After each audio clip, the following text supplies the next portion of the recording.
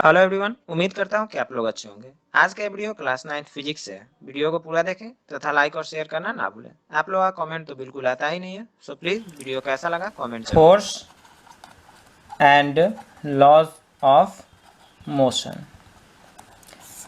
जैसा कि हम लोगों ने क्लास 8 में पढ़ा है कि फोर्स एक तरह का पुश या पुल है, लेकिन अब हमारा स्टैंडर्ड थोड़ा बढ़ गया है, तो हम फोर्स को डिफाइन कर सकते हैं। Force is a push or pull that changes or tends to change the state of rest or state of motion or dimension of an object।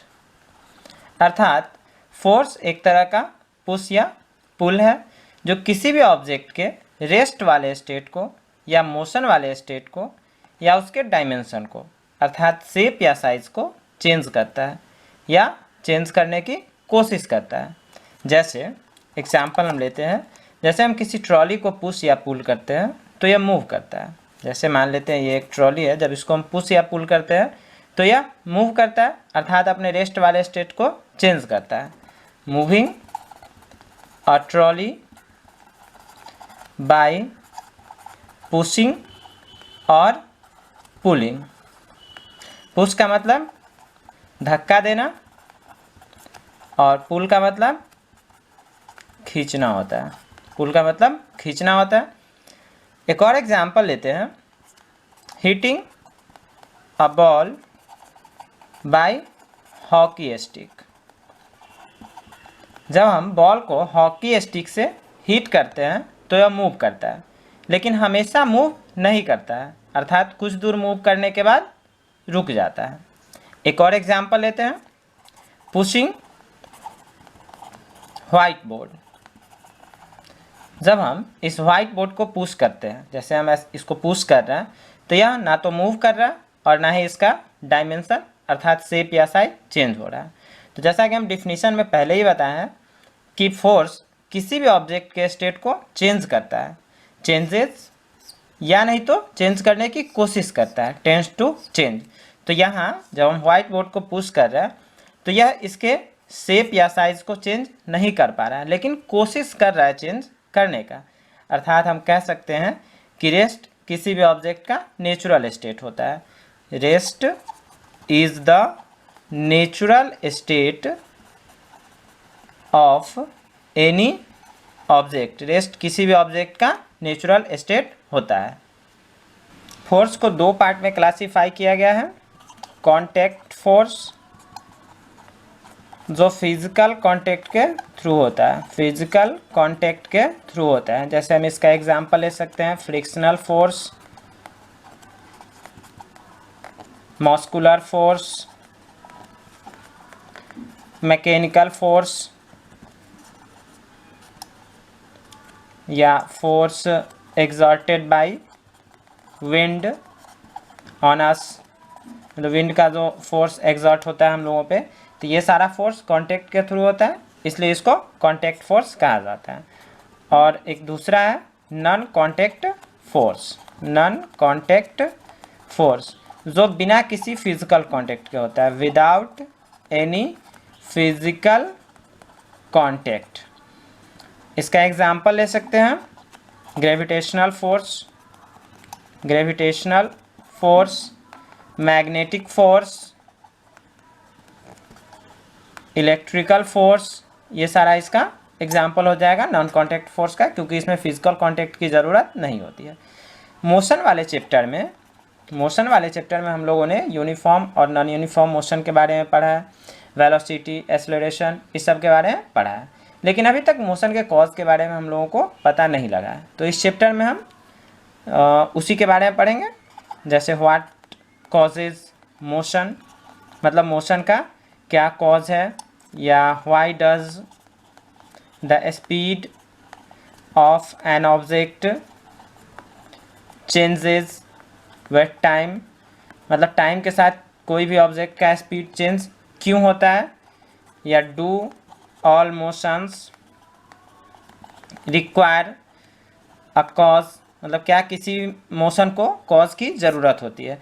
और अगर ऐसा है, इफ़ एस मतलब अगर ऐसा है, तो what is the nature of this cause, मतलब इस कॉज का नेचर क्या है।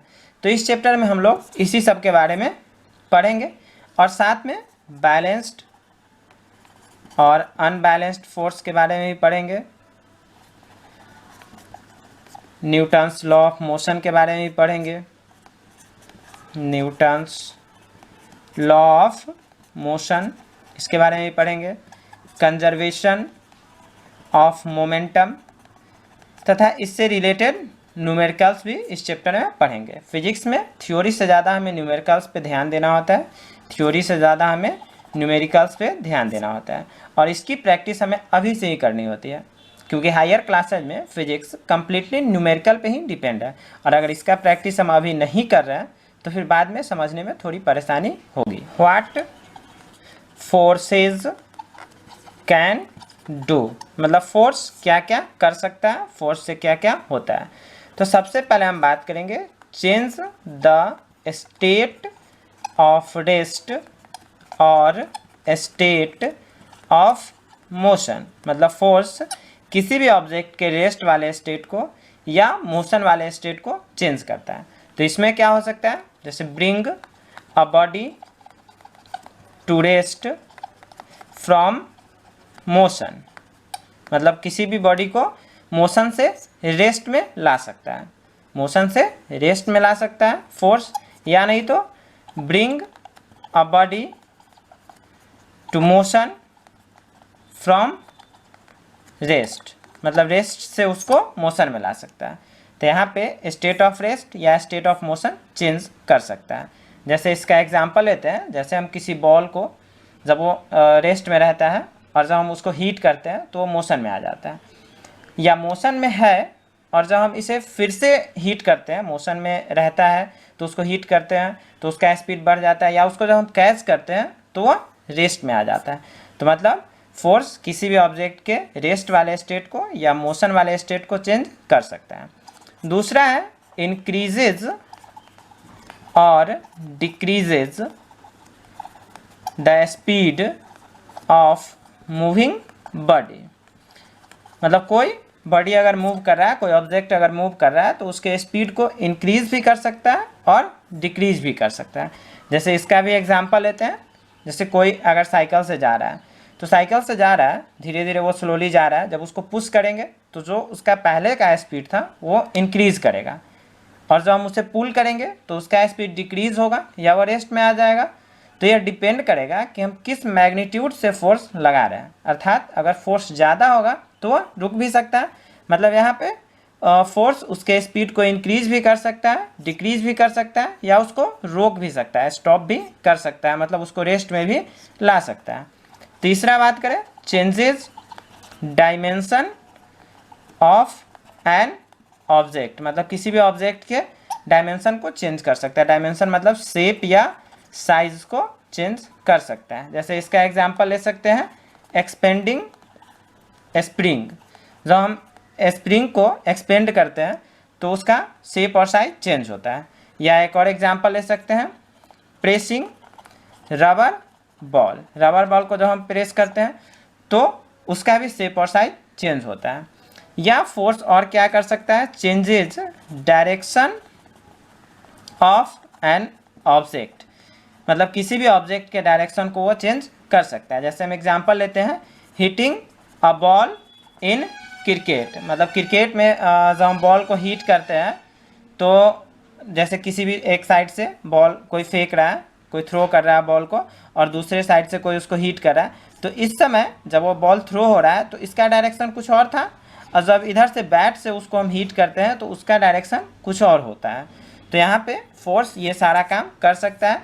ये एकदम सिंपल सा एग्जांपल है जिसको आप घर पे भी एक्सपेरिमेंट इस पे कर सकते हैं। फोर्स का बेसिक फार्मूला F = ma होता है, जहाँ F क्या है, फोर्स है, m मास है बॉडी का, और a एक्सेलरेशन है जो प्रोड्यूस हो रहा है, फोर्स लगाने के बाद जो एक्सेलरेशन प्रोड्यूस हो रहा है। अब मास का ऐसा यूनिट केजी होता है और एक्सेलरेशन का ऐसा यूनिट मीटर पर सेकेंड स्क्वायर होता है। तो यहाँ फोर्स का ऐसा यूनिट हो जाएगा केजी मीटर पर सेकेंड स्क्वायर, केजी मीटर पर सेकेंड स्क्वायर, या इसको हम न्यूटन बोलते हैं।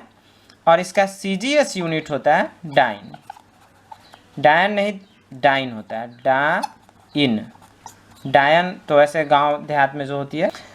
अब फोर्स जो है वो वेक्टर क्वांटिटी है, फोर्स वेक्टर क्वांटिटी है। क्यों वेक्टर क्वांटिटी है? क्योंकि एक्सेलरेशन वेक्टर है, तो मास और एक्सेलरेशन दोनों का प्रोडक्ट है फोर्स, तो इसलिए यह फोर्स भी वेक्टर क्वांटिटी हो जाएगा। जैसे हम एक क्वेश्चन लेते हैं, what force is required on 5 kg object to produce an acceleration of 2 metre पर सेकेंड स्क्वायर ऑन इट। यहाँ पे गिवन m मास 5 kg दिया हुआ है, एक्सेलरेशन 2 मीटर पर सेकेंड स्क्वायर दिया हुआ है, तो हमको फोर्स निकालना है। Force equal to mass into acceleration, मतलब 5 इंटू 2 10 kg मीटर पर सेकेंड स्क्वायर या 10 न्यूटन हम यहाँ बोल सकते हैं।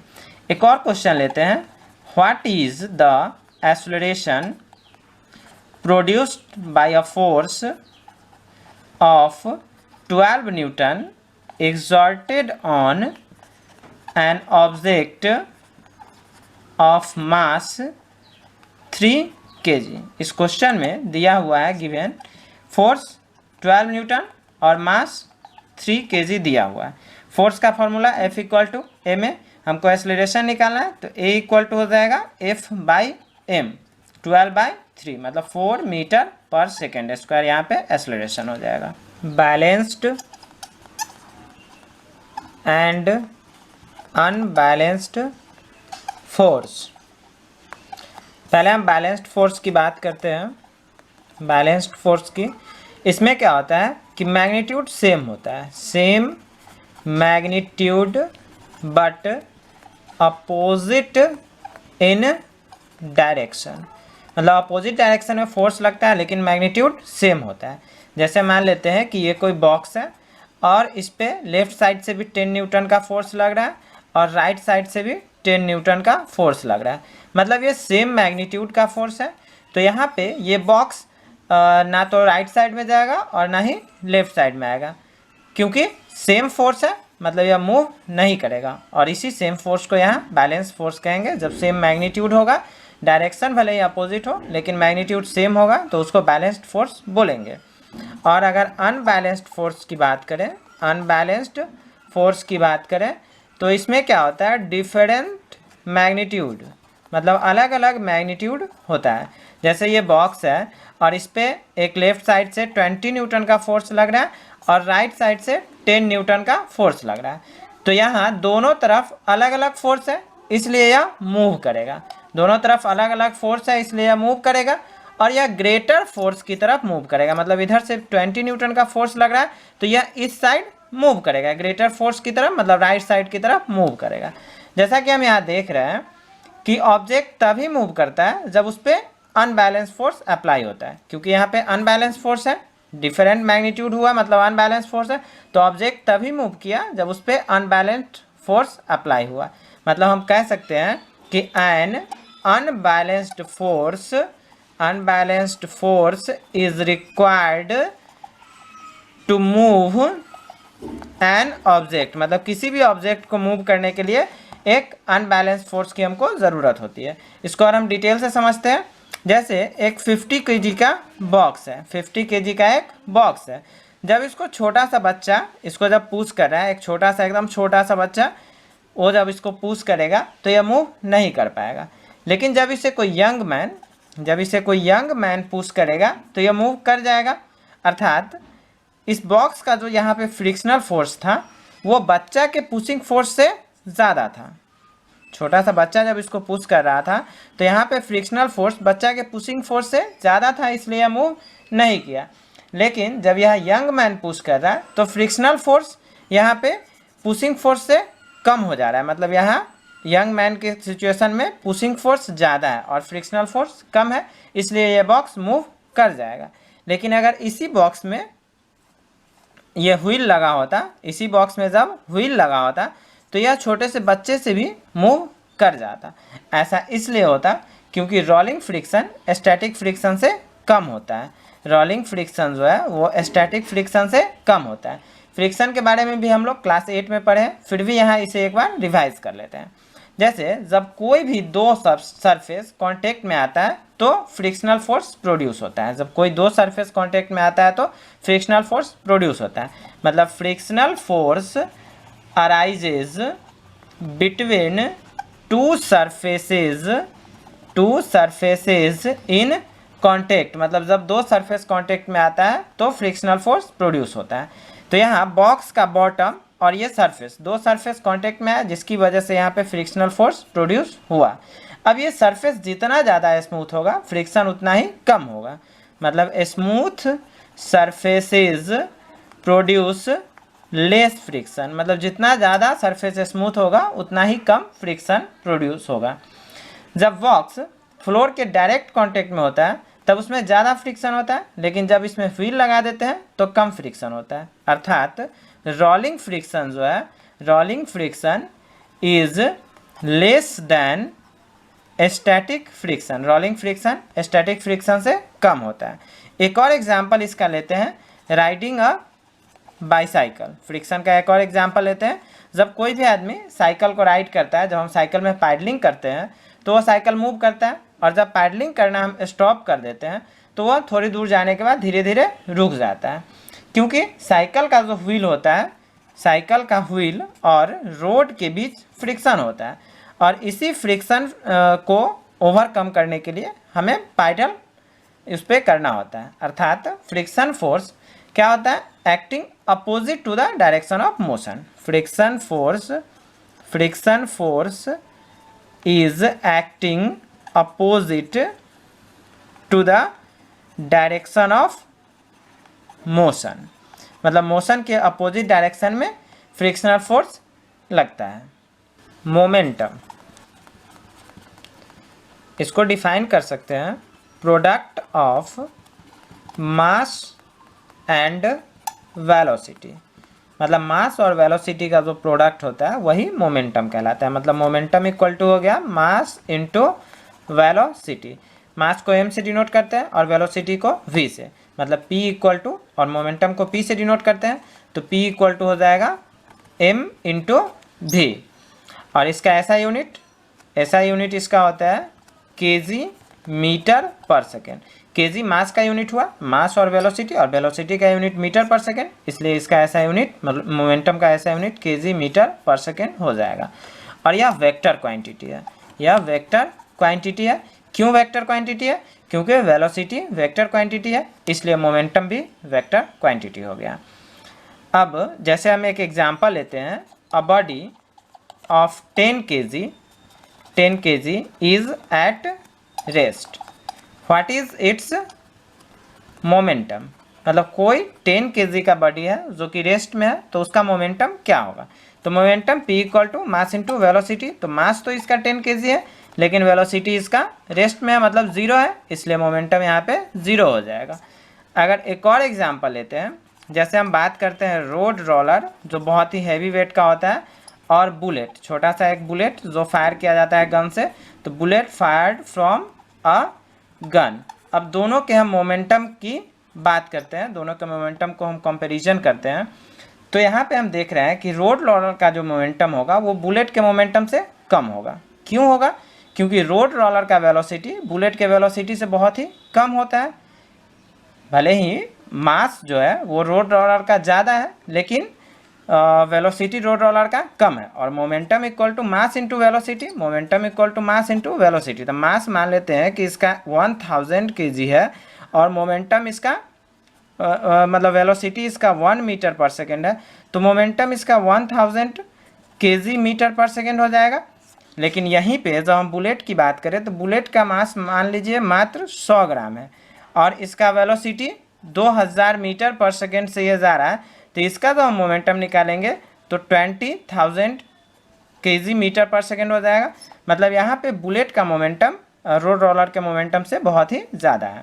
अब बात करते हैं change in momentum. Change in momentum, change in momentum equal to हो जाएगा mass into change in velocity. Momentum equal to होता है मास इंटू वेलोसिटी, तो change in momentum equal to हो जाएगा mass into change in velocity. तो mass के लिए तो हम m लिखेंगे और चेंज इन वेलोसिटी के लिए हो जाएगा v माइनस यू। v हो गया फाइनल वेलोसिटी और u हो गया इनिशियल वेलोसिटी। और चेंज इन वेलोसिटी क्या होता है? Final velocity minus initial velocity, जो हम लोग मोशन वाले चैप्टर में पढ़े हैं। Newton's first law of motion, इसको डिफाइन कर सकते हैं। An object remains in a state of rest or of uniform motion in a straight line unless it is acted upon by an unbalanced force. मतलब कोई भी object अपने rest वाले state में या अपने मोशन वाले स्टेट में तब तक रहेगा जब तक उस पर कोई अनबैलेंस फोर्स अप्लाई नहीं हो रहा है। इसी को इनर्शिया भी कहा जाता है। It is also known as law of inertia. इसको लॉ ऑफ इनर्शिया भी कहा जाता है। जैसे हम एग्जाम्पल लेते हैं, जब कोई ऑब्जेक्ट रेस्ट में है, कोई बॉडी रेस्ट में है, ऑब्जेक्ट इज एट रेस्ट, तो इस सिचुएशन में u वेलोसिटी या v कुछ भी हम बोले, यहाँ पे वेलोसिटी 0 मीटर पर सेकेंड हो जाएगा और एक्सेलरेशन जब वह रेस्ट में है उस टाइम एक्सेलरेशन इसका भी 0 मीटर पर सेकेंड स्क्वायर हो जाएगा।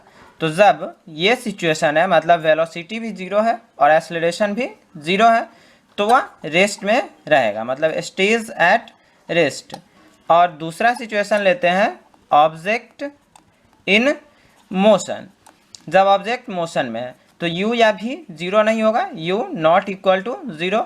अब ये कुछ भी हो सकता है, u इक्वल टू 5 मीटर पर सेकेंड या 10 मीटर पर सेकेंड कुछ भी ले सकते हैं। और एक्सेलरेशन इसका हो जाएगा 0 मीटर पर सेकेंड स्क्वायर।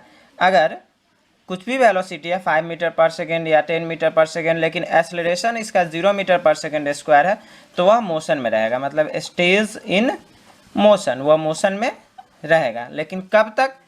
कोई ऑब्जेक्ट ये रेस्ट में कब तक रहेगा और ये ऑब्जेक्ट मोशन में कब तक रहेगा?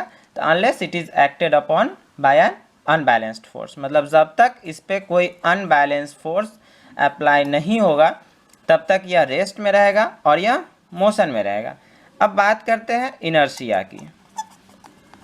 इसको डिफाइन कर सकते हैं, it is the property of a body due to which the body opposes any change in its state of rest or of uniform motion along a straight line। मतलब कोई भी ऑब्जेक्ट, ये एक प्रॉपर्टी है जिसमें कोई ऑब्जेक्ट जो है वो अगर रेस्ट वाले स्टेट में है या यूनिफॉर्म मोशन वाले स्टेट में है, तो वह उसके स्टेट में अगर कोई चेंजिंग होगा, कोई भी चेंजिंग होगा उसके स्टेट में, तो वो उसको अपोज करेगा। और यही जो प्रॉपर्टी हुआ इसी को हम इनर्शिया बोलते हैं। इनर्शिया का एग्जांपल ले सकते हैं, इनर्शिया ऑफ रेस्ट वाले इनर्शिया की बात करते हैं। जब कोई ट्रेन अगर स्टेशन पे है, जब वो रेस्ट में है, when train is at rest on station पे जब वो रेस्ट में है और ये जब स्टार्ट होता है तो मूव करना स्टार्ट कर देता है, तो जिसकी वजह से हम लोग बैकवर्ड डायरेक्शन में मूव करते हैं। वी कम बैकवर्ड में मूव करते हैं। क्यों? Due to inertia of rest. और ऐसा इसलिए होता है कि जब ट्रेन रुका होता है तो ट्रेन के साथ साथ हमारा बॉडी भी रेस्ट में होता है, और ट्रेन खुलने के बाद ट्रेन तो आगे बढ़ जाती है बट हमारा बॉडी रेस्ट में होने की वजह से पीछे की तरफ आ जाता है। दूसरा हम बात करें इनर्शिया ऑफ मोशन की, इनर्शिया ऑफ मोशन की, तो इसमें है कि मान लेते हैं when train is in motion, मतलब जब ट्रेन मोशन में है और वो स्टेशन पे आकर के रुक रहा है, तो उस सिचुएशन में हम लोग वी कम फॉरवर्ड, हम लोग आगे की तरफ झुकते हैं। क्यों? इनर्शिया ऑफ मोशन की वजह से। ऐसा इसलिए होता है क्योंकि जब ट्रेन मूविंग पोजीशन में होता है तो ट्रेन के साथ साथ हमारा बॉडी भी मोशन में होता है, और जब ट्रेन पे ब्रेक अप्लाई होता है तो ट्रेन तो रुक जाती है बट हमारा बॉडी मोशन में होने की वजह से आगे की तरफ झुक जाता है। और ये सिचुएशन बाइक, कार, बस, ये सारे कंडीशन में होता है। बाइक, कार, बस, जितना भी मोटर व्हीकल्स है या साइकिल से भी जनरली हम अगर मूव कर रहे हैं तो इस सारे सिचुएशन में ये होगा, जब उस पर ब्रेक अप्लाई करेंगे और मोशन में रहेगा तो हम आगे की तरफ झुकेंगे। इसीलिए जब हाई स्पीड कार हो या हाई स्पीड बाइक हो तो हमको डायरेक्टली ब्रेक या सडनली ब्रेक अप्लाई नहीं करना चाहिए, क्योंकि हो सकता है कि हम आगे की तरफ गिर भी सकते हैं। तीसरा बात करें इनर्शिया ऑफ डायरेक्शन की, इनर्शिया ऑफ डायरेक्शन, इसमें क्या होता है कि जब कोई मोटर कार या बाइक शार्प टर्न लेता है, व्हेन मोटर कार या बाइक मेक्स शार्प टर्न, मतलब तुरंत वो अगर टर्न कर रहा है तो उस सिचुएशन में क्या होता है कि हम लोग अपोजिट डायरेक्शन में, जब वो टर्न कर रहा है, जैसे इस डायरेक्शन में लेफ्ट डायरेक्शन में टर्न कर रहा है, तो हम लोग राइट डायरेक्शन में मुड़ने की मूवमेंट में होते हैं, मतलब हम लोग मुड़ना चाहते हैं उस डायरेक्शन में। तो ऐसा इसलिए होता है due to inertia of direction. इसमें है कि जब हम स्ट्रेट लाइन में ट्रैवल कर रहे होते हैं, अगर जैसे हम बाइक से जा रहे हैं और स्ट्रेट लाइन में, या कार से जा रहे हैं स्ट्रेट लाइन में, स्ट्रेट रोड है वो ट्रैवल कर रहे हैं, तो हमारा बॉडी भी स्ट्रेट लाइन में मूव कर रहा होता है और टर्न होने की वजह से हम अपोजिट डायरेक्शन में मूव कर जाते हैं। इनर्शिया एंड मास, अब इसके बारे में हम कह सकते हैं, इनर्शिया तो हम लोग जानते हैं, इनर्शिया क्या है, तो there is a resistance offered by an object to change its state of rest और ऑफ यूनिफॉर्म मोशन, मतलब इनर्शिया किसी भी ऑब्जेक्ट में वो जब रेसिस्टेंस ऑफर हो रहा है, मतलब एक रेसिस्टेंस वो ऑफर कर रहा है, जब उसके रेस्ट वाला स्टेट या उसका मोशन वाला स्टेट कुछ भी अगर चेंज हो रहा है तो वो रेसिस्टेंस ऑफर करेगा, वही इनर्शिया हुआ। अब अगर हम इनर्शिया और मास की बात करें तो हैवियर या मासेसिव जो होगा, मासिव ऑब्जेक्ट होगा, मतलब जिसका मास ज़्यादा होगा, हैवी होगा या ज़्यादा मास का ऑब्जेक्ट होगा, तो वो मतलब हायर इनर्शिया प्रोड्यूस करेगा, ऑफर्स लार्ज इनर्शिया। इसका एग्जाम्पल देख लेते हैं, जैसे pushing an empty box and heavy box. अगर कोई एम्प्टी बॉक्स है और उसको हम पुश कर रहे हैं, या हैवी बॉक्स है उसको पुश कर रहे हैं, तो जो हम एम्प्टी बॉक्स को पुश करेंगे तो उसको मूव कराना आसान होगा, बट हैवी बॉक्स को जब हम पुश करेंगे तो उसको मूव कराना मुश्किल होगा। ऐसा इसलिए होता है क्योंकि जब बॉक्स हैवी है मतलब वो लार्ज अमाउंट ऑफ इनर्शिया वहाँ पे प्रोड्यूस हुआ, मतलब वो ज़्यादा अमाउंट से रेसिस्ट करेगा। या दूसरा एग्जांपल ले सकते हैं, kicking a football and a heavy stone, मतलब फुटबॉल को अगर हम किक कर रहे हैं, पैर से मार रहे हैं, या स्टोन को पैर से मार रहे हैं, तो जब हम फुटबॉल को किक करेंगे तो वह ज़्यादा डिस्टेंस ट्रैवल करेगा, और हैवी स्टोन को जो हम किक करेंगे तो वह कम डिस्टेंस ट्रैवल करेगा। क्यों? क्योंकि फुटबॉल का मास कम है, जिसकी वजह से वो कम अमाउंट इनर्शिया प्रोड्यूस किया, लेस अमाउंट में उसमें इनर्शिया था, जिसकी वजह से वो आसानी से ज़्यादा दूर मूव कर गया। या तीसरा बात करें, tossing 1 rupees coin and 5 rupees coin, जब हम 1 रुपये के कॉइन को या 5 रुपये के कॉइन को जब हम टॉस करते हैं, तो 1 रुपये का जो कॉइन होगा उसको टॉस करेंगे तो वो आसानी से ऊपर की तरफ उड़ जाएगा, लेकिन जब 5 रुपीज़ के कॉइन को हम टॉस कर रहे हैं तो वो उतनी आसानी से वो ऊपर की तरफ नहीं जा पाता है। क्यों? क्योंकि इसका मास हैवी है, मतलब ये हायर मास का है। किसके कंपैरिजन? 1 रुपी कॉइन के कंपैरिजन। या हम बात करें पुशिंग बाइक और ट्रेन या बस, मतलब बाइक को अगर हम पुश कर रहे हैं या ट्रेन और बस को पुश कर रहे हैं, तो जब बाइक को पुश कर रहे हैं तो बाइक तो आसानी से उसको हम पुश करेंगे तो मूव कर जाएगा, लेकिन ट्रेन या बस को जब हम पुश करेंगे तो उसको मूव कराना आसान नहीं होगा क्योंकि इसका मास ज़्यादा है। तो मतलब हैवी मास का जो ऑब्जेक्ट होगा वो लार्ज इनर्शिया ऑफर करेगा।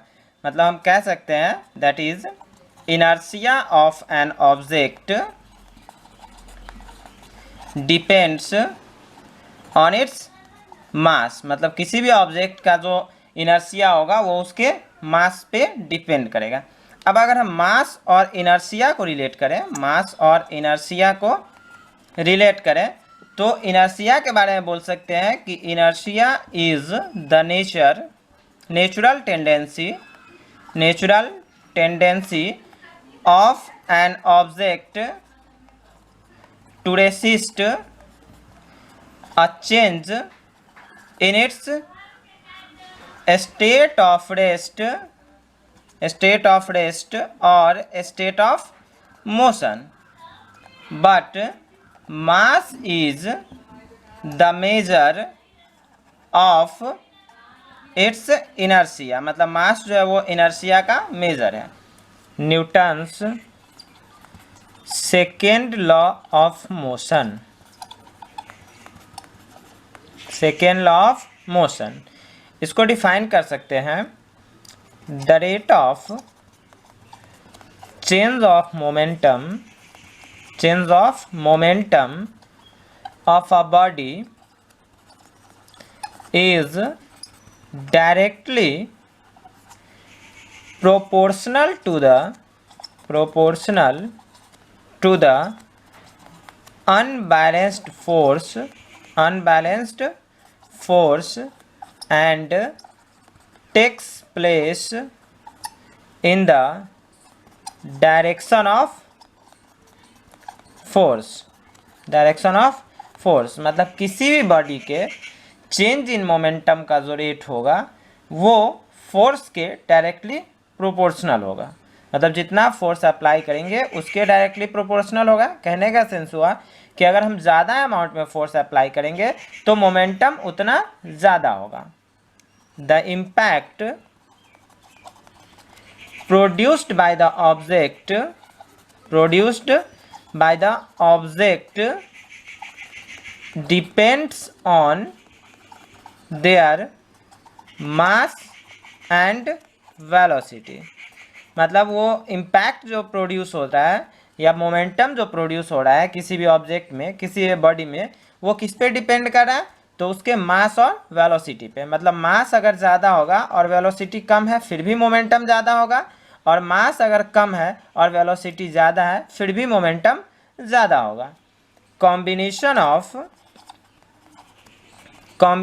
Of mass and velocity is called momentum. मतलब मास और वेलोसिटी का जो कॉम्बिनेशन होता है या उसका प्रोडक्ट जो होता है उसको हम मोमेंटम बोलते हैं, जिसको हम पी से डिनोट करते हैं, P equal to mass into velocity. इसके बारे में हम लोग पहले ही पढ़ चुके हुए हैं, मास और वेलोसिटी के प्रोडक्ट और मोमेंटम के बारे में।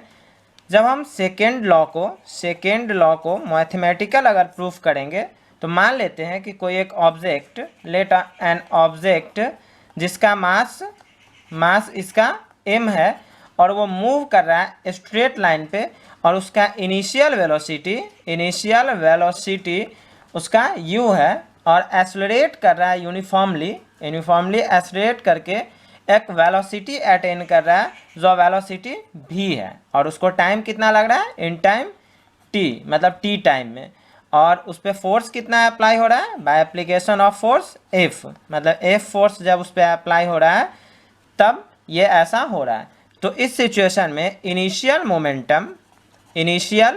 मोमेंटम मतलब P1 इक्वल टू हो जाएगा mu, और फाइनल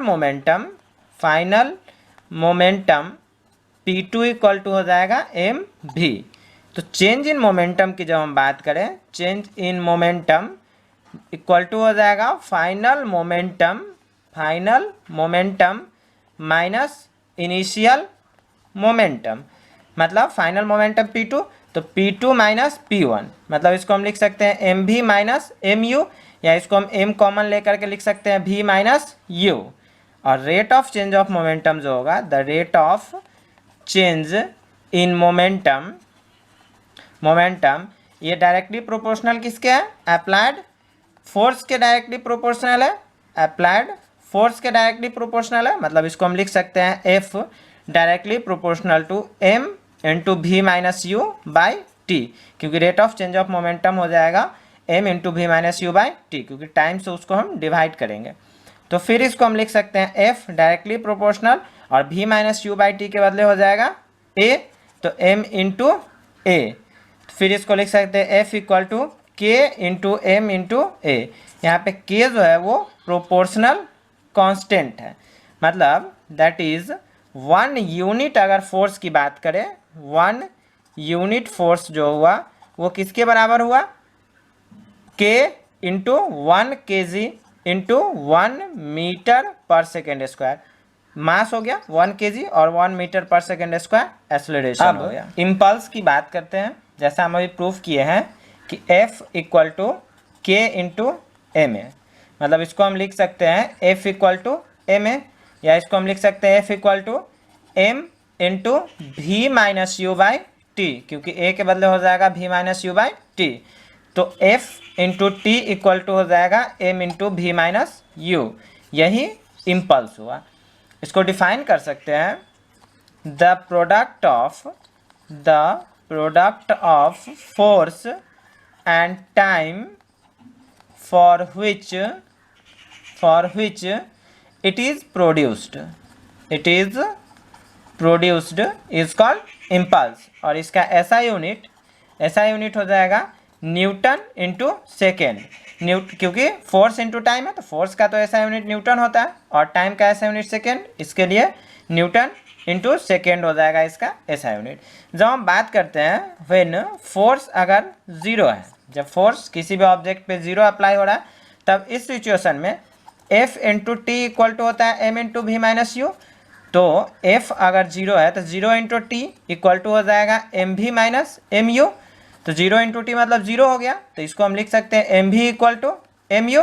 एम से एम तो कट हो गया, मतलब यहाँ पे लिख सकते हैं v इक्वल टू यू, मतलब यहाँ पे v और u इक्वल हो गया। तो इसका मतलब हुआ कि ऑब्जेक्ट जो है वो कंटिन्यू मूव करेगा और वो यूनिफॉर्म वेलोसिटी से मूव करेगा। जिस सिचुएशन में f जीरो होगा उसमें that is the object will continue moving with uniform velocity। और अगर दूसरे सिचुएशन की बात करें, if u equal to zero, अगर u ज़ीरो है तो देन v क्या हो जाएगा? v भी ज़ीरो हो जाएगा। तो जब u और v दोनों जीरो है, मतलब ऑब्जेक्ट क्या हुआ? That is object is in rest. जब यहाँ पे हम फोर्स अप्लाई नहीं कर रहे हैं तो ऑब्जेक्ट रेस्ट में है।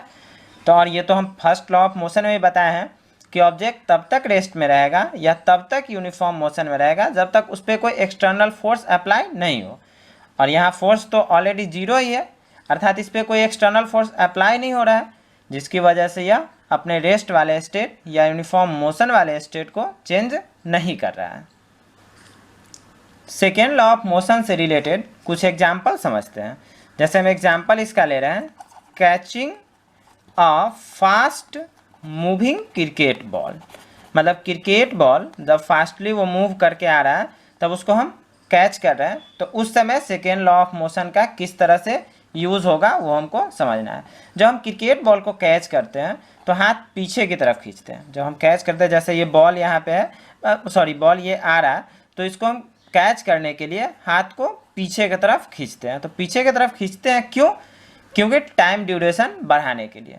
जब हम कैच करते हैं तो टाइम ड्यूरेशन उसका हम बढ़ाएंगे तो वेलोसिटी धीरे धीरे कम होगा, तभी वो रेस्ट में आएगा। तो टाइम ड्यूरेशन अगर बढ़ाएंगे तो उसके मोमेंटम को चेंज करने में बहुत ज़्यादा टाइम लगेगा। मतलब थोड़ा टाइम बढ़ जाएगा। अगर हम डायरेक्टली इसको एक ही जगह हाथ करके रोकते तो उस समय मोमेंटम को चेंज होने में उतना टाइम इंटरवल ज़्यादा नहीं लगता, तो जिसकी वजह से हम हर्ट भी हो सकते थे, हमारे हाथ में चोट भी लग सकता था।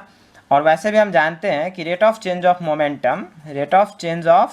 मोमेंटम इक्वल टू क्या हो जाएगा, change in momentum by time taken. मतलब टाइम जितना ज़्यादा होगा मोमेंटम उतना धीरे धीरे चेंज होगा। दूसरा एग्जांपल ले सकते हैं, high jump athletic event.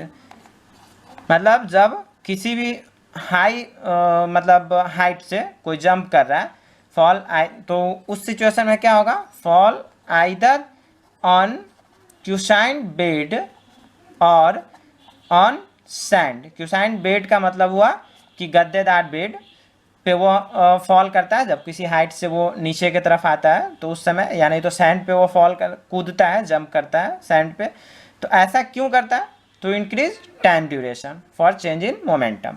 Time duration को इंक्रीज करने के लिए, टू इंक्रीज टाइम ड्यूरेशन, क्योंकि टाइम ड्यूरेशन इंक्रीज होगा चेंज इन मोमेंटम में, तो जिसकी वजह से उसको चोट नहीं लगेगा। या हम तीसरा एग्जांपल ले सकते हैं, breaking a slab of ice और थिन टाइल्स।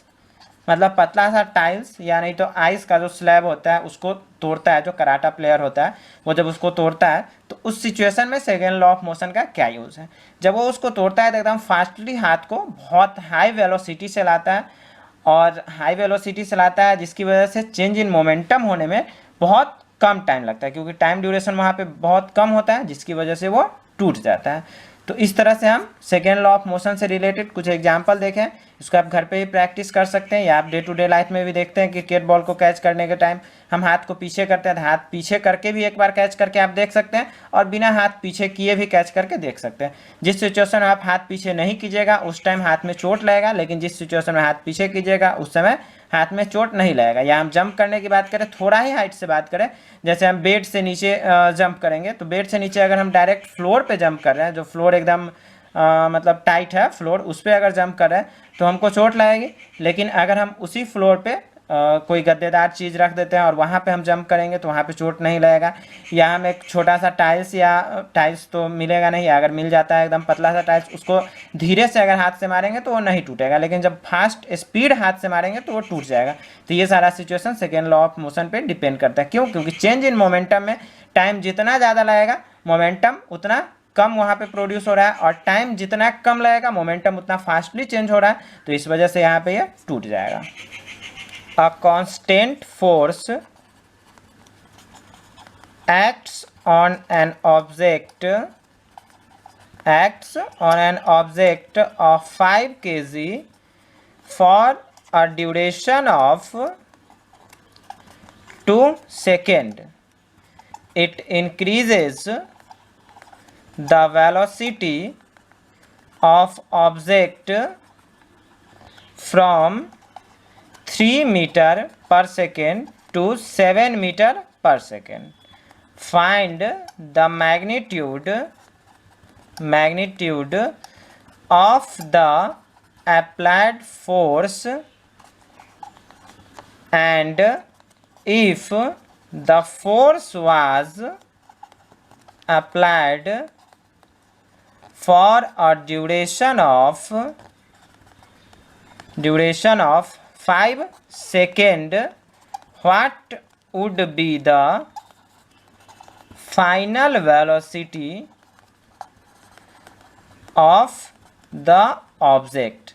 इस क्वेश्चन में दिया हुआ है u इनिशियल वेलोसिटी 3 मीटर पर सेकेंड और v फाइनल वेलोसिटी 7 मीटर पर सेकेंड, और टाइम t 2 सेकेंड, और मास m 5 kg। क्वेश्चन यहाँ पे फॉर्मूला लेंगे f into T equal to M into V minus U. तो f इक्वल टू हो जाएगा m into V minus U by T. जब इस वैल्यू को पुटअप करेंगे मतलब 5 इंटू 7 माइनस 3 बाई 2, तो 5 इंटू 4 बाई 2, 2 टू जा 4 मतलब 10 Newton. If this force is applied for 5 second, तो इस वाले सिचुएशन में जब ये 10 न्यूटन का फोर्स अप्लाई हो रहा है 5 सेकेंड के लिए, तो इस वाले सिचुएशन में u तो वही रहेगा 3 मीटर पर सेकेंड और f रहेगा 10 न्यूटन। यही वाला 10 न्यूटन फोर्स यहाँ पे हो जाएगा। टाइम 5 सेकेंड के लिए अप्लाई हो रहा है तो 5 सेकेंड, और मास तो 5 kg है ऑब्जेक्ट का, तो वो मास तो चेंज होगा नहीं, तो वही रहेगा। फॉर्मूला हम यही यूज़ करेंगे, Ft equal to M V minus M U. M into V minus U को हम ऐसे भी लिख सकते हैं, M V minus M U. तो यहाँ पे एम वी इक्वल टू हो जाएगा Ft plus M U. M V equal to हो जाएगा Ft प्लस एम यू। तो v इक्वल टू हो जाएगा Ft plus M U by M. इसको हम लिख सकते हैं Ft by M plus M U by M. v equal to हो जाएगा Ft by M plus M U by M. M से एम तो कट हो गया, मतलब Ft by M plus U. तो डायरेक्ट v के लिए हम ये भी फार्मूला लिख सकते थे, v equal to Ft by M plus U. जब वैल्यू को यहाँ पे पुट अप करेंगे, मतलब f फोर्स 10 न्यूटन और टाइम 5 सेकेंड, तो 10 इंटू 5 बाई 5 प्लस 3, 5 से 5 तो कट हो गया, मतलब 10 प्लस 3 13 मीटर पर सेकेंड। 13 मीटर पर सेकेंड, यही इसका वेलोसिटी, फाइनल वेलोसिटी हो जाएगा। Newton's third law of motion, Newton's third law of motion, it, इसको डिफाइन कर सकते हैं, it states that when an object exerts a force on another object, the second object instantaneously exerts a force back to the first। मतलब जब कोई एक object किसी दूसरे ऑब्जेक्ट पे फोर्स एग्जर्ट कर रहा है, तो सेकेंड ऑब्जेक्ट तुरंत उस पहले वाले ऑब्जेक्ट पे फोर्स एग्जर्ट करेगा, और यही थर्ड लॉ ऑफ मोशन कहलाता है। These two forces are equal in magnitude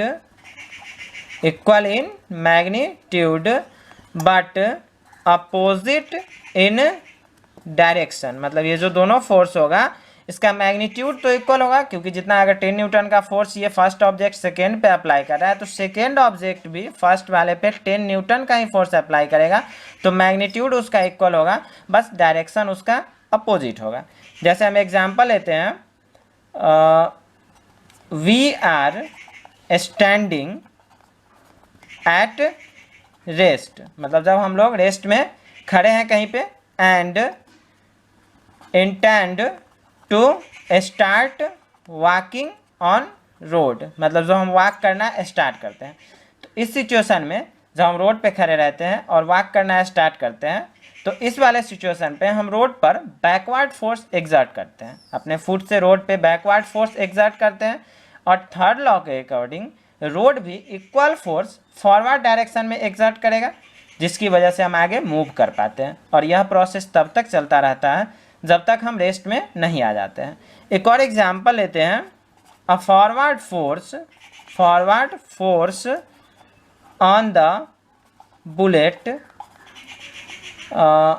recoil of gun. मतलब बुलेट पे जो फॉरवर्ड फोर्स अप्लाई होता है, जिसकी वजह से गन रिक्वायल करता है, उसके बारे में हम समझते हैं, ये भी थर्ड लॉ ऑफ मोशन में आएगा। तो जब गन हम फायर करते हैं, तो यह बुलेट पर फॉरवर्ड फोर्स एग्जर्ट करता है, गन को जब फायर करेंगे तो बुलेट पर फॉरवर्ड फोर्स एग्जर्ट करेगा, और तुरंत यह bullet equal force backward direction में एग्जर्ट करता है, जिसकी वजह से गन रिक्वायल करता है। और अगर हम गन को स्ट्रांगली नहीं पकड़े रहते हैं, तो इससे हमें इंजरी भी हो सकती है, क्योंकि बुलेट बहुत हायर वेलोसिटी से फॉरवर्ड डायरेक्शन में मूव करता है। तो जितने हायर वेलोसिटी से वो फॉरवर्ड डायरेक्शन में जा रहा है, तो बैकवर्ड डायरेक्शन से वो गन भी रिक्वायल करेगा। तो अगर हम बहुत ज़ोर से नहीं पकड़े रहेंगे, तो हो सकता है गन हाथ से छूट जाए या हमको चोट लग जाए। कंजर्वेशन ऑफ मोमेंटम, ये कहता है कि द टोटल मोमेंटम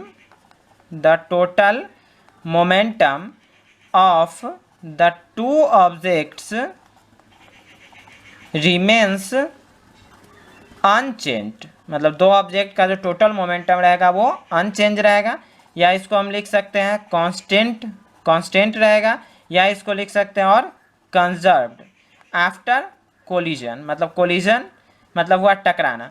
तो कोई भी दो ऑब्जेक्ट अगर वो टकरा रहा है तो पहले वाला जो मोमेंटम होगा, पहले वाला जो टोटल मोमेंटम होगा वो बाद वाले टोटल मोमेंटम के इक्वल होगा।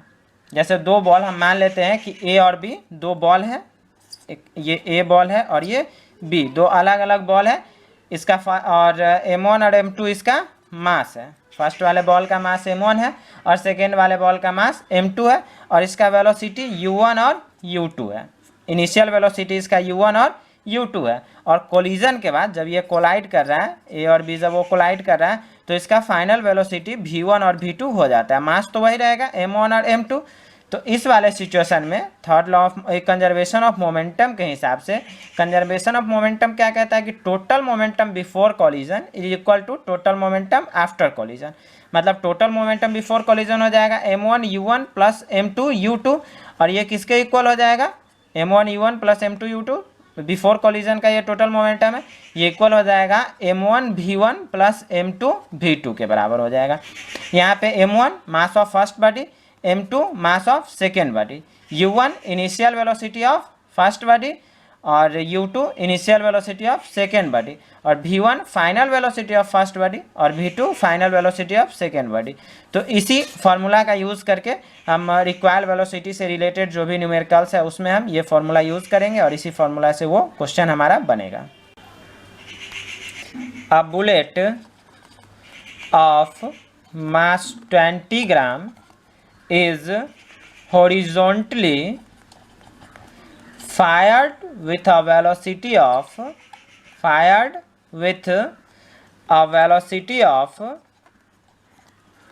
150 meter per second from a pistol of mass 2 kg. What is the required velocity of the pistol?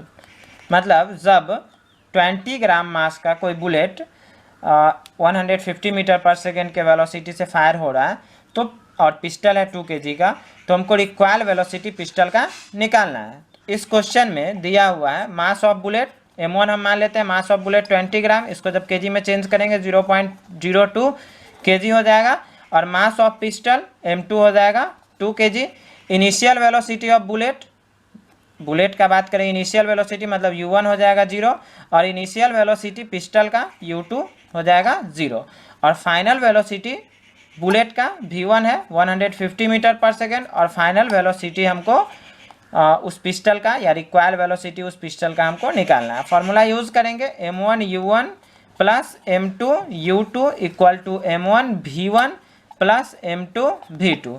m1 मतलब 0.02 into u1 0 plus m2 2 into 0 equal to हो जाएगा 0.02 इंटू 150 प्लस 2 इंटू v2। तो ये तो हो जाएगा 0 प्लस 0, मतलब यहाँ पे डायरेक्ट हम 0 लिख देते हैं, इक्वल टू 3 प्लस 2 v2। तो 2 v2 इक्वल टू क्या हो जाएगा, 3 प्लस 2 v2 है, तो 2 v2 इक्वल टू हो जाएगा 3, तो -3, तो v2 इक्वल टू हो जाएगा -3/2, मतलब -1.5 मीटर पर सेकेंड। यहाँ पे निगेटिव साइन जो है, निगेटिव साइन इंडिकेट करता है पिस्टल किस डायरेक्शन में रिक्वायल होगा। मतलब यहाँ लिख सकते हैं कि negative sign indicates direction in which pistol will recoil, मतलब किस डायरेक्शन में वो पिस्टल रिक्वायल करेगा, वही यह साइन यहाँ पे बताता है। तो फ्रेंड्स आज के वीडियो में बस इतना ही, मिलते हैं नए वीडियो में नए चैप्टर के साथ।